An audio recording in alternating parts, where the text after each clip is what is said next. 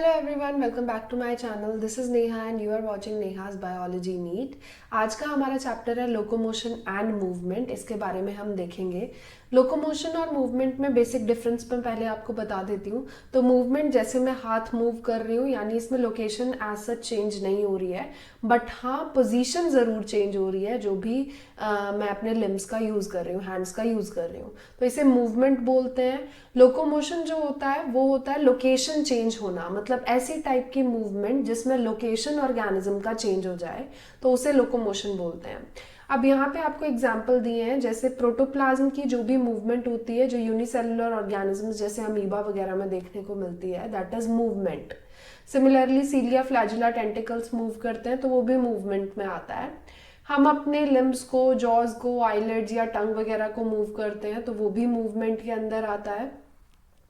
But कुछ movement ऐसी होती हैं जिसकी वजह से प्लेस या लोकेशन चेंज होती है। ये वॉलेंट्री मूवमेंट होती हैं और इन्हें हम लोकोमोशन बोलते हैं। जैसे वॉकिंग, रनिंग, क्लाइंबिंग, फ्लाइंग या स्विमिंग वगैरह, ये सब लोकोमोटरी मूवमेंट्स के अंदर आती हैं। जैसे ये ज़रूरी नहीं है कि जो भी ऑर्गेनिज्म एक स्ट्रक्चर का यूज़ कर रहा है मूवमेंट के लिए, उसे वो लोकोमोशन के लिए यूज़ नहीं कर सकता है, ऐसा नहीं होता है।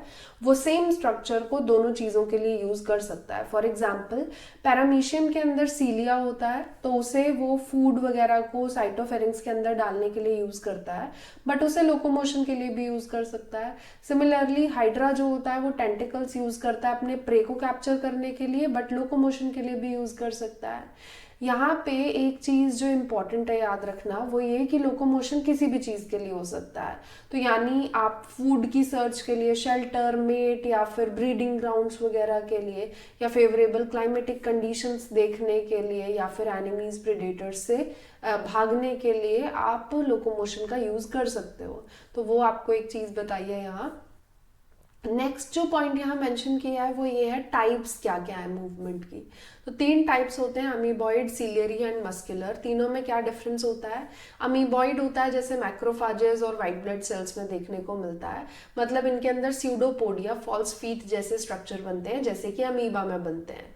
तो उनकी जो भी प्रोटोप्लाज्म की स्ट्रीमिंग मूवमेंट होती है उसकी वजह से ये फॉल्स फीट बनते हैं जो कि लोकोमोशन में हेल्प करते हैं। ये जो मूवमेंट होती है यहाँ पे, इसे अमीबॉइड मूवमेंट बोलते हैं क्योंकि ये अमीबा में डिस्कवर हुई थी। यहाँ पे माइक्रोफिलामेंट्स वगैरह की सबसे ज़्यादा ज़रूरत होती है। नेक्स्ट आती है सिलरी मूवमेंट। इसमें क्या होता है, सीलिया की इन्वॉल्वमेंट होती है, जैसे सीलिएटेड एपिथेलियम में सीलिया होता है। तो यहाँ पे सीलिया क्या करता है, कोऑर्डिनेटेड मूवमेंट शो करता है और उसकी मदद से कुछ चीज़ कैरी आउट करता है। फॉर एग्जाम्पल ट्रैकिया में होता है तो वो डस्ट पार्टिकल्स को या फॉरेन सब्सटेंसेस को रिमूव करने में हेल्प करता है, या फिर अगर फीमेल रिप्रोडक्टिव ट्रैक में होगा तो एग को यानी ओवा को पैसेज प्रोवाइड करने में हेल्प करेगा। अगर आप मस्कुलर मूवमेंट्स की बात करते हो तो ये मसल्स में जैसे मूवमेंट होती है, मस्कुलर मूवमेंट, ये जैसे कि मैं अभी हाथ मूव कर पा रही हूँ तो ये मस्कुलर मूवमेंट की वजह से है, क्योंकि यहाँ पे कॉन्ट्रैक्शन रिलैक्सेशन होता है मसल्स का, जिसकी वजह से ये चीज़ कैरी आउट होती है। तो वो ये आपको यहाँ याद रखना है। नेक्स्ट जो मेजर चीज़ आती है यहाँ लोकोमोशन में, वो आती है मसल। मतलब मसल का स्ट्रक्चर कैसा होता है, किस तरीके से वो बनी होती है, ये सब आपको पढ़ना है। तो वही आपको यहाँ बता रही हूँ मैं आपको। फ्लैजुलर मूवमेंट भी होती है जिसमें फ्लैजुला की इन्वॉल्वमेंट होती है, बट ओवरऑल जब भी हम मसल की बात करते हैं तो मसल के अंदर आपको स्पेशलाइज्ड टिश्यू मसल को हम बोलते हैं जो मीजोडर्मल ओरिजिन का है।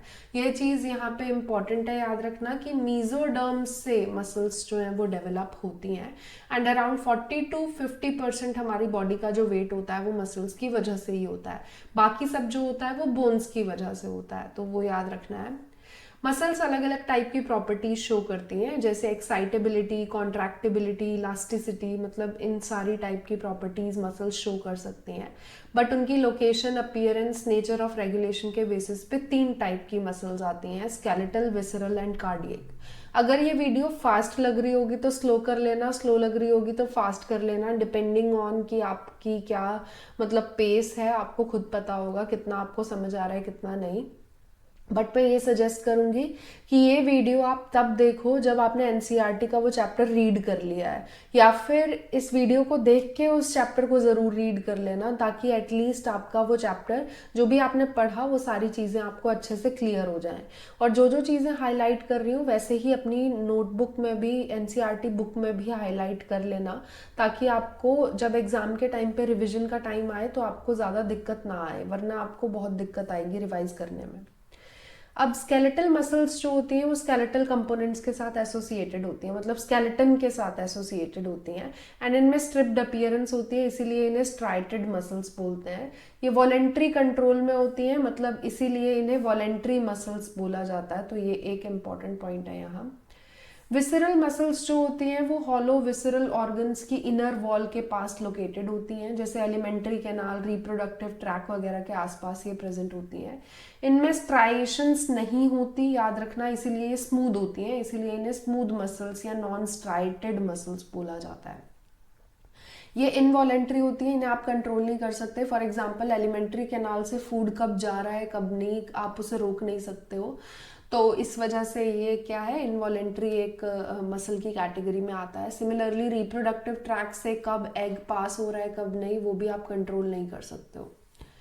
नेक्स्ट अगर हम कार्डियक मसल्स की बात करें तो ये हार्ट की मसल्स होती हैं, इनमें ब्रांचिंग पैटर्न बहुत देखने को मिलता है, एंड स्ट्रिप्ड अपीयरेंस भी होती है, तो इन्हें स्ट्राइटेड भी बोलते हैं। बट ये इनवॉलेंट्री होती है, इन्हें हम कंट्रोल नहीं कर सकते हैं, तो वो आपको मेंशन किया है। अब ओवरऑल हम स्केलेटल मसल के बारे में पढ़ेंगे, क्योंकि स्केलेटल मसल ही है जो एक्चुअल में लोकोमोशन में या मूवमेंट में हेल्प कर रही है। हाथ हिला रही हूँ या यहाँ से दूसरे कमरे में जाऊंगी तो वो सारी चीज़ क्या है, किस पे डिपेंडेंट है, स्केलेटल मसल्स पे। तो इसीलिए वो मेजर फोकस है इस पूरे चैप्टर का। अब स्केलेटल मसल्स में आपको कुछ बताया हुआ है कि इनके अंदर मसल बंडल्स या फेसिकल्स होते हैं, और ये सारे जो होते हैं एक कनेक्टिव टिश्यू लेयर यानी फैसिया के थ्रू कनेक्टेड होते हैं। जैसे आप देख सकते हो ये सारे फेसिकल्स हैं या मसल बंडल्स हैं। इन एक मसल बंडल है, देखो मैं यहाँ आपको लेबल करके दिखाती हूँ, this is one, this is second one, this is third one, ये फोर्थ है यहाँ, ये फिफ्थ है यहाँ। तो इस तरीके से ये सारे फेसिकल्स हैं यानी मसल बंडल्स हैं। अब इनके अंदर सिंगल सिंगल मसल फाइबर है, तो ये सारे जो है ये मसल फाइबर है इसके अंदर, ठीक है। इसे मसल सेल भी बोल सकते हो।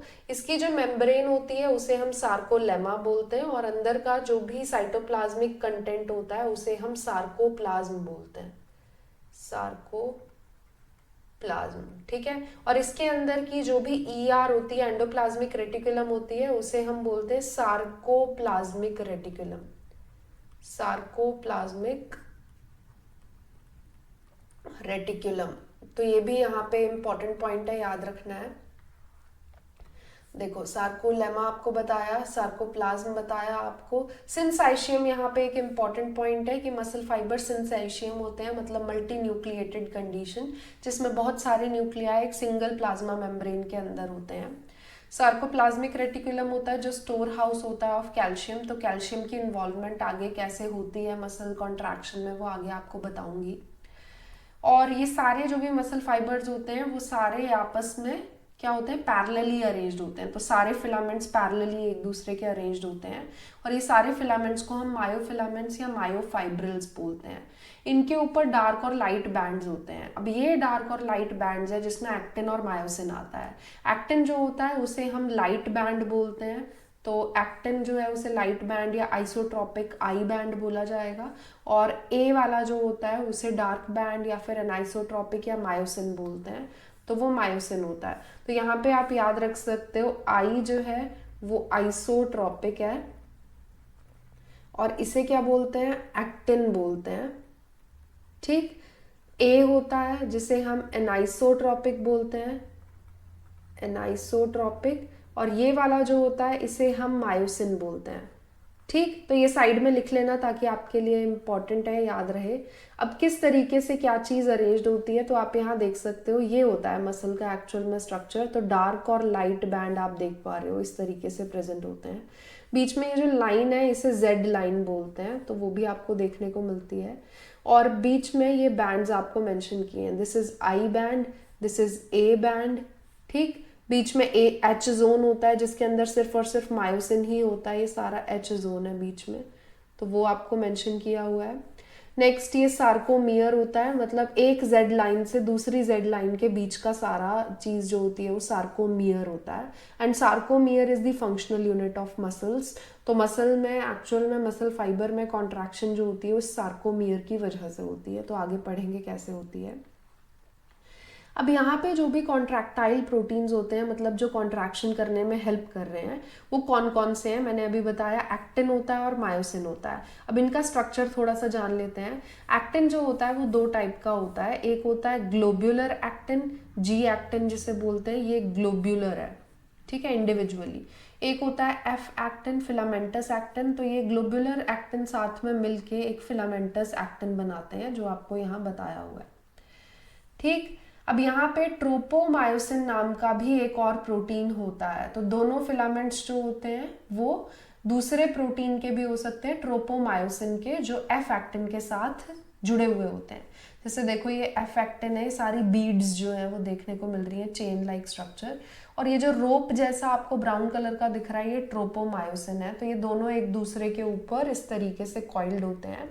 और बीच बीच में रेगुलर इंटरवल्स पे ट्रोपोनिन होता है। ट्रोपोनिन बेसिकली क्या होता है, एक टाइप का प्रोटीन होता है जो रेगुलर इंटरवल्स पे ट्रोपोमायोसिन के ऊपर अटैच्ड होता है। तो ट्रोपोमायोसिन के ऊपर है और इसके पास एक्टिव बाइंडिंग साइट को मास्क करने की एबिलिटी होती है। मतलब एक्चुअल में जो एफ एक्टिन की एक्टिव साइट है जो कि मायोसिन से बाइंड करेगी, उसको ये ब्लॉक करके रखता है। तो ट्रोपोनिन जो है वो ब्लॉक करने के लिए जाना जाता है, वो आपको यहाँ बताया है। और मायोसिन जो होता है इसके अंदर ये चीज़ है कि बहुत सारे मोनोमेरिक प्रोटीन से बना होता है। जैसे वहाँ मोनोमर जो था वो जी एक्टिन था, यहाँ पे जो मोनोमर होता है उसे मेरोमायोसिन बोलते हैं। तो दो टाइप के मेरोमायोसिन होते हैं, HMM यानी हैवी मेरोमायोसिन, और एक होता है LMM यानी लाइट मेरोमायोसिन। ये दोनों साथ में जुड़े हुए होते हैं इस तरीके से। ये वाला लाइट वाला है LMM और ये वाला जो है ये हैवी वाला है HMM। हैवी वाले में हेड होते हैं, हेड भारी है इसीलिए ये हैवी वाला कंसीडर होता है, और लाइट वाले में टेल होती है इसीलिए इसे लाइट बोलते हैं। अब जो भी ये हेड होते हैं, हेड के ऊपर एक्टिन बाइंडिंग साइट्स देखने को मिलती हैं जहाँ से ये एक्टिन से बाइंड करेगा। तो ये है एक्चुअल में रीजन जो कि इस ट्रोपोनिन वाले रीजन से बाइंड करेगा जब ट्रोपोनिन हट जाएगा तो, ठीक। और एटीपी बाइंडिंग साइट भी इसके पास होती है जिससे ये एटीपीएज एंजाइम की एक्टिविटी शो करता है ताकि एटीपी इससे बाइंड करे और तब जाके कॉन्ट्रैक्शन कैरी आउट हो सके। अब किस तरीके से मसल कॉन्ट्रैक्शन होता है उसका मैकेनिज्म समझ लेते हैं। तो उसे समझने के लिए स्लाइडिंग फिलामेंट थ्योरी थी जो डिस्क्राइब की गई थी, किस तरीके से ये काम करती है तो वो देखते हैं। तो यहाँ पे सेंट्रल नर्वस सिस्टम होता है एक्चुअल में जो सिग्नल भेजता है कि किस मसल का कॉन्ट्रैक्शन करवाना है, और ये मोटर न्यूरॉन के थ्रू सारी चीज़ होती है। तो सेंट्रल नर्वस सिस्टम ने टारगेट कर लिया कि इस मसल का कॉन्ट्रैक्शन होना चाहिए, तो मोटर न्यूरॉन उस सिग्नल को उस मसल तक लेके जाएगा। अब उस मसल के पास वहाँ पहुँचते ही वहाँ पे क्या होगा कि वहाँ पे मोटर न्यूरॉन जो है वो मसल फाइबर के कांटेक्ट में आने से पहले बीच में एक जंक्शन होता है दोनों के बीच में, जिसे बोलते हैं न्यूरोमस्कुलर जंक्शन या मोटर एंड प्लेट। तो वो बीच में यहाँ पे एग्जिस्ट करती है एंड ये वो रीजन होता है, ये वो जंक्शन होता है जहाँ पे एक्चुअल में न्यूरोट्रांसमीटर एसिटाइल कोलिन का रिलीज होता है। तो एसिटाइल कोलिन यहाँ पे रिलीज होता है न्यूरोट्रांसमीटर, जिसकी वजह से सारा एक्शन पोटेंशियल जो है वो जनरेट होता है ताकि एक्चुअल में मसल फाइबर की कॉन्ट्रैक्शन का जो सिग्नल आया है वो पूरी मसल तक पहुँचा दिया जाए। जब ये एक्शन पोटेंशियल जनरेट होता है तो उसकी वजह से कैल्शियम आयंस रिलीज होते हैं इनटू दी सार्कोप्लाज्म, जो सार्कोप्लाज्म था बीच का साइटोप्लाज्मिक एरिया मसल सेल्स के अंदर का। तो वहाँ पे कैल्शियम जो होता है वो इकट्ठा होने लग जाता है। जब वो इकट्ठा हो जाएगा, ज़्यादा इकट्ठा हो जाएगा, तो उसकी वजह से कैल्शियम जो होता है वो ट्रोपोनिन से बाइंड कर जाता है। तो एक्चुअल में कैल्शियम जो है वो ट्रोपोनिन से बाइंड कर रहा है, जिसकी वजह से ट्रोपोनिन जो एक्चुअल में बाउंड था, किस चीज़ से बाउंड था, एक्टिन बाइंड, मतलब आप इसे मायोसिन बाइंडिंग साइट बोल सकते हो या एक्टिव बाइंडिंग साइट बोल सकते हो। मायोसिन बाइंडिंग साइट से जो वो जुड़ा हुआ था, जिसकी वजह से मायोसिन बाइंड नहीं कर पा रहा था एक्टिन, ये तो एक्टिन के साथ था ना ट्रोपोनिन, ठीक। तो ये जो होता है, ये वाली चीज़ कैल्शियम के इस पे बाइंड करने की वजह से ट्रोपोनिन इससे हट जाता है, जिसकी वजह से ये बाइंडिंग साइट फ्री हो जाती है ताकि मायोसिन जो है वो एक्टिन से आके बाइंड कर सके। तो इस तरीके से ये पूरी प्रोसेस होती है एंड इसी प्रोसेस के दौरान एटीपी हाइड्रोलिसिस भी होती है, एनर्जी की रिक्वायरमेंट होती है, तो एटीपी की फॉर्म में एनर्जी चाहिए होती है यहाँ। इस पूरी प्रोसेस के दौरान क्रॉस ब्रिज जैसा स्ट्रक्चर बनता है, जैसे कि आप यहाँ देख सकते हो एटीपी आया, ये मायोसिन का हेड था, अब मायोसिन के हेड से एटीपी ने बाइंड किया, अब ये एक्टिन से बाइंड करेगा, एक्टिन फिलामेंट से, और एटीपी टूट जाएगा इनटू एडीपी एंड पीआई। इस दौरान फिर क्या होगा, यहाँ पे एक टी जैसा स्ट्रक्चर बन जाता है जिसे हम क्रॉस ब्रिज बोलते हैं। अब ये जो क्रॉस ब्रिज बना है, इस दौरान क्या होगा कि एक्टिन फिलामेंट के ऊपर जो भी वो हेड होगा ना, वो एक्टिन फिलामेंट को आगे पुश करने की कोशिश करेगा, पुल करने की कोशिश करेगा बेसिकली, तो उसे आगे की साइड खींचेगा, जिसकी वजह से एडीपी पीआई रिलीज हो जाएंगे और एक्टिन जो है वो थोड़ा सा आगे की साइड पुल हो गया होगा। अब इस दौरान और एटीपी की ज़रूरत होती है और ज़्यादा, ताकि और ज़्यादा कॉन्ट्रैक्शन यानी और ज़्यादा एक्टिन को पुल किया जा सके। तो ये पूरी एक साइकिल चलती रहती है, इसी को स्लाइडिंग फिलामेंट थ्योरी बोलते हैं कि स्लाइड करते हैं फिलामेंट्स एक दूसरे पे, थिन और thick filaments. Basically thick filaments के ऊपर थिन फिलामेंट्स स्लाइड कर रहे हैं, तो इस तरीके से पूरी प्रोसेस होती है। ये अगर आपको नहीं समझ आई हो तो यहाँ पे लिखी भी हुई है, आप यहाँ से भी पढ़ के समझ सकते हो इस पूरी प्रोसेस को। इसकी वजह से जो भी आई बैंड होता है ना, पहले काफ़ी बड़ा होता है, थोड़ा थोड़ा वो पुल होते होते ये जो आई बैंड होता है ये छोटा हो जाता है, और एक बारी आती है जब ये बिल्कुल ही ख़त्म हो जाता है। तो इस तरीके से ये वाली स्टेज जो है ये मैक्सिमम कॉन्ट्रैक्शन वाली है, मतलब इससे ज़्यादा कॉन्ट्रैक्शन और नहीं हो सकता, ये लास्ट थी स्टेज। तो यहाँ पे रिलैक्स्ड स्टेट थी, ये कॉन्ट्रैक्टिंग है और ये मैक्सिमली कॉन्ट्रैक्टेड है, इसके बाद और कॉन्ट्रैक्शन नहीं होगी। यही चीज़ मैंने आपको बताई। ये प्रोसेस तब तक होती रहती है जब तक कैल्शियम आयंस जो हैं वो वापस से सार्कोप्लाज्मिक रेटिकुलम के अंदर ना भेज दिए जाएं। तो ये आपको पूरी प्रोसेस जो है वो बताई है। जब ज़्यादा एक्टिवेशन हो जाती है मसल सेल्स की, यानी मसल्स कुछ ज़्यादा ही कॉन्ट्रैक्शन शो कर रहे हैं, तो उस टाइम पे लैक्टिक एसिड एक्यूमुलेट होता है, जिसकी वजह से ये बेसिकली बना जब ग्लाइकोजन का अनएरोबिक रेस्पिरेशन हो रहा था, तो उसकी वजह से ये बनता है, जिसकी वजह से थकावट होती है। तो जब भी आप एक्सरसाइज वगैरह करते हो तो एक्चुअल में लैक्टिक एसिड जो बना वो अनएरोबिक रेस्पिरेशन से बना, किसके, जो ग्लाइकोजन स्टोर्ड था मसल्स के अंदर उसके। तो लैक्टिक एसिड बनेगा जिसकी वजह से बॉडी जो है वो थक जाएगी।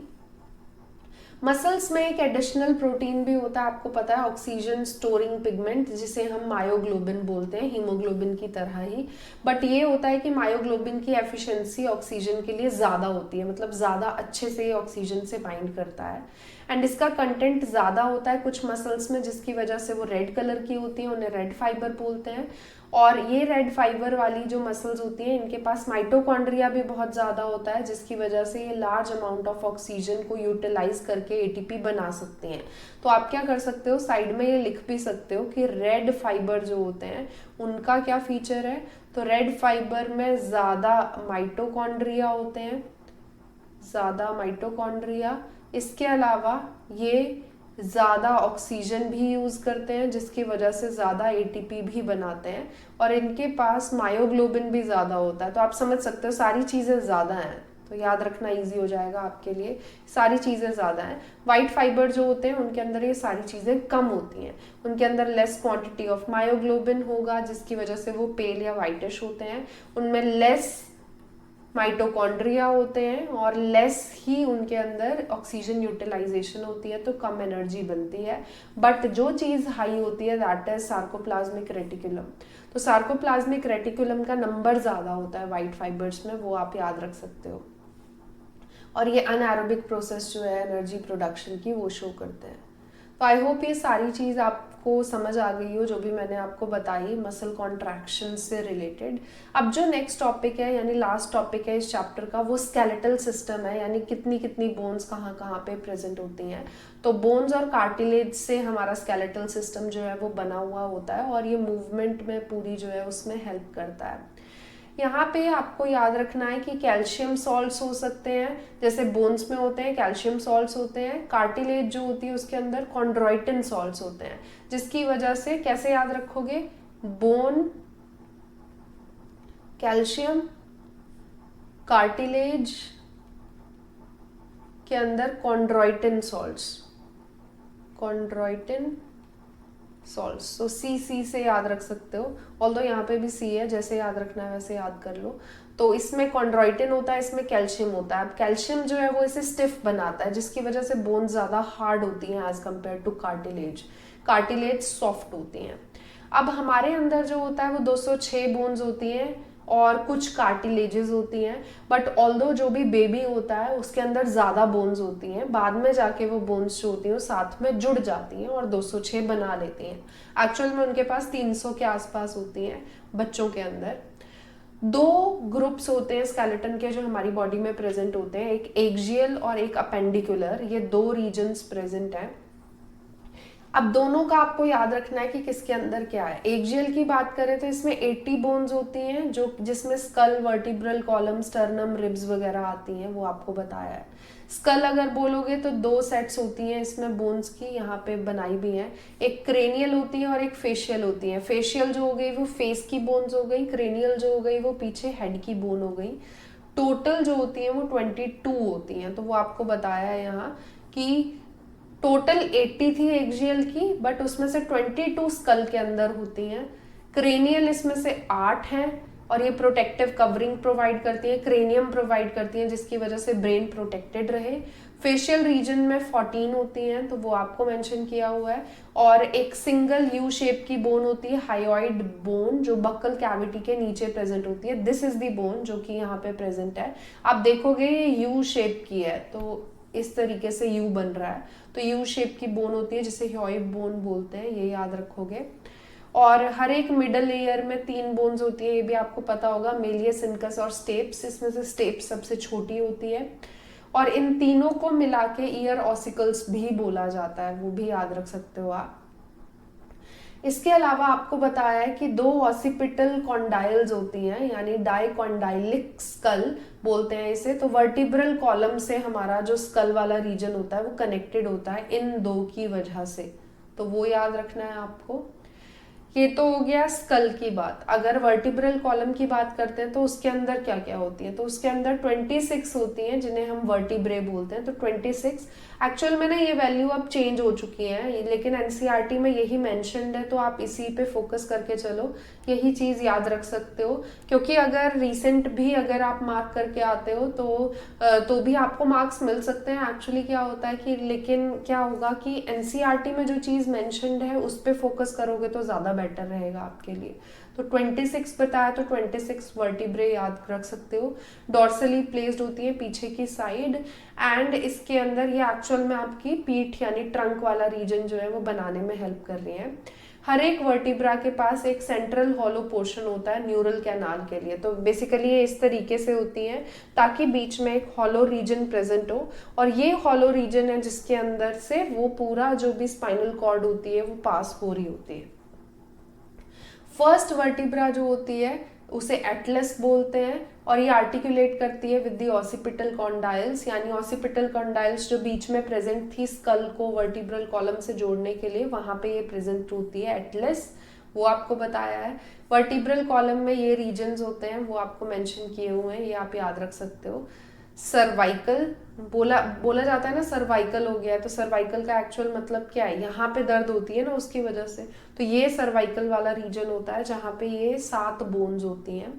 फिर थोरेसिक वाला रीजन होता है नीचे, यहाँ से बिल्कुल बैक साइड पे, तो 12 होती हैं। उसके बाद लंबर होता है 5, सैक्रल होता है 1 फ्यूज्ड, एंड कॉकीजियल होता है जिसमें 1 फ्यूज्ड वाला रीजन होता है, तो वो याद रखना है आपको।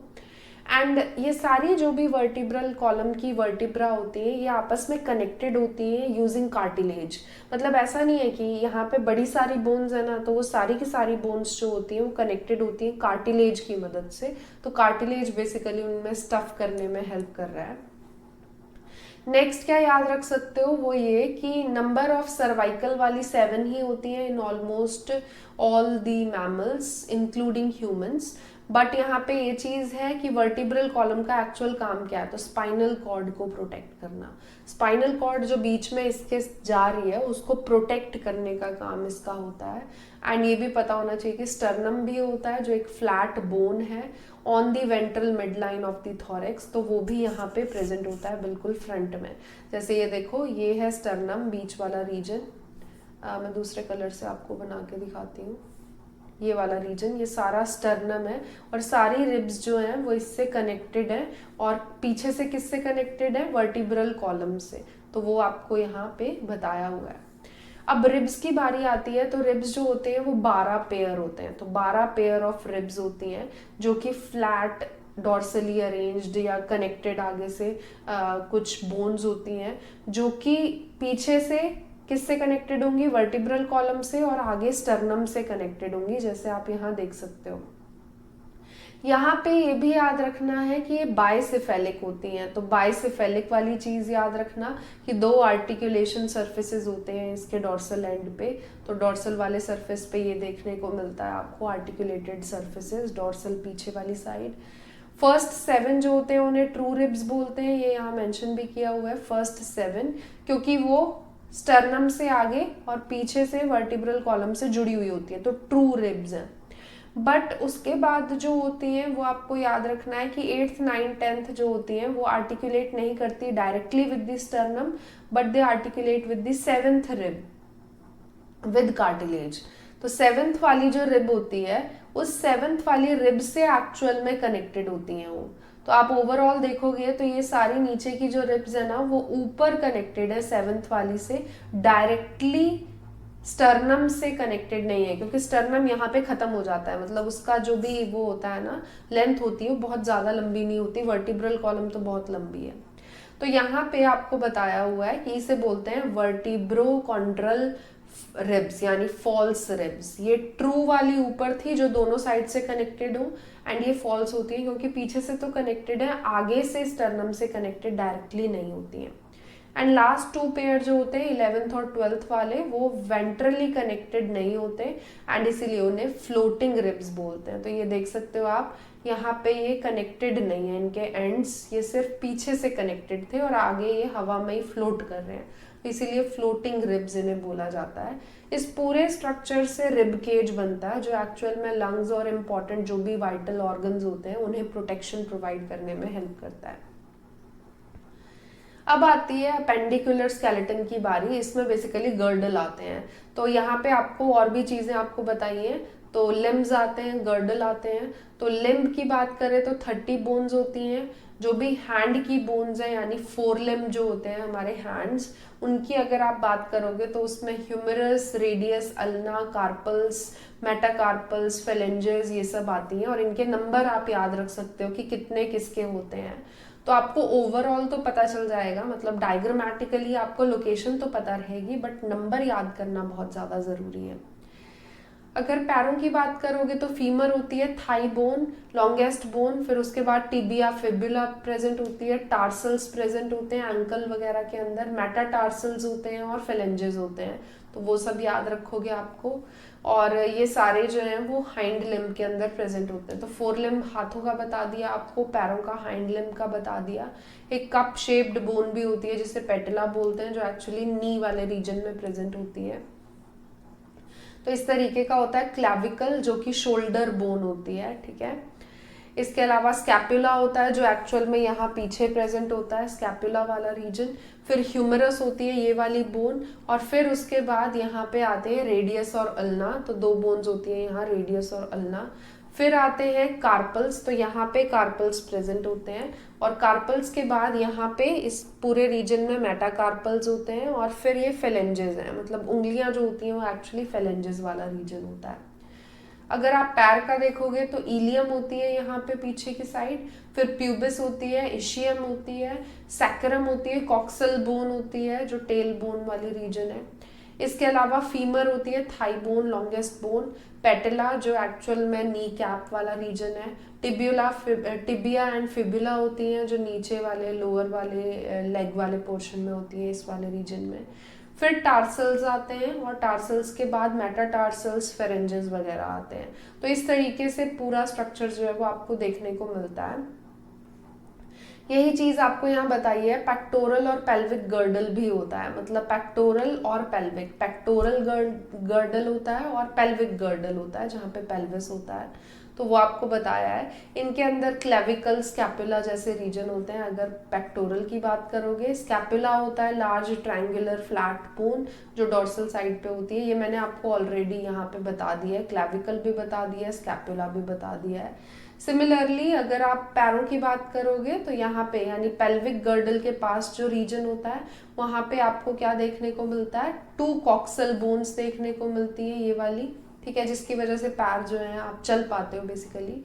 एंड इलियम, इशियम और प्यूबिस वाला रीजन होता है, वो भी आपको बता दिया। इस तरीके से ये सारे जो होते हैं वो साथ में प्रेजेंट होते हैं। एक कैविटी होती है जिसे एसिटेबुलम बोलते हैं। अगर आपने डॉल देखी हो और डॉल के पैर अलग कर दिए हो कभी, अगर देखा हो बचपन में, तो उसके पैर जहाँ पे जिस सॉकेट में एक्चुअली जाते हैं ना, दैट इज एसिटेबुलम, तो वो आपको बताया हुआ है। तो एसिटेबुलम होता है जहाँ पे वो कनेक्टेड होते हैं, कैविटी होती है बेसिकली, खाली स्पेस। जॉइंट्स की अगर बात करोगे तो जॉइंट्स हैं एक्चुअल में जो मूवमेंट में हेल्प कर रहे हैं, तो वो याद रखना है।